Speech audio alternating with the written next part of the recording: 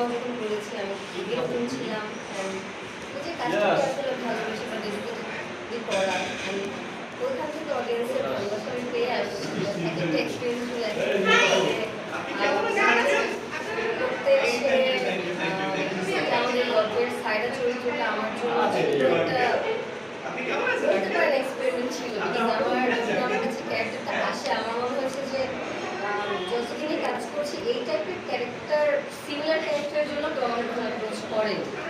সবসময় শান্ত, ভদ্রলক্ষ্মী, অসহায় এই টাইপের ক্যারেক্টার পেয়েছি। বাট একটা একদম টাকটাক কথা বলা ওই ক্যারেক্টারটা আমি কখনো অফার পাইনি। সো আমার মনে হচ্ছে যে আমি এটা ট্রাই করতে চাই, দর্শক অ্যাকসেপ্ট করে নাকি দেখতে চাই, এবং আমি কীরকম প্লে করি ওই জায়গাটা আমার একটা কিউরিয়াসিটি ছিল। সো প্লাস রাজ ভাইয়ের ডিরেকশনে কাজ, এটা আসলে আমরা আর্টিস্টরা বা আমরা মিডিয়াতে সবাই জানি যে সে কী করে গুরুত্বপূর্ণভাবে কাজ করে না। সো আই থিঙ্ক ওটা আমার জন্য একটা ভালো ছিল এক্সপ্লোর করার, অ্যান্ড ইট ওয়ার্ক। এখন যেখানেই যাচ্ছি আসলে সবাই সায়রা বলে ডাকে। আমি সেদিনও একজনকে বলেছি আমি মুসলিমেরা তখন বললাম জানি ওদের সায়রা ডাকে। সো আই থিঙ্ক এটা আমার অ্যাচিভমেন্ট।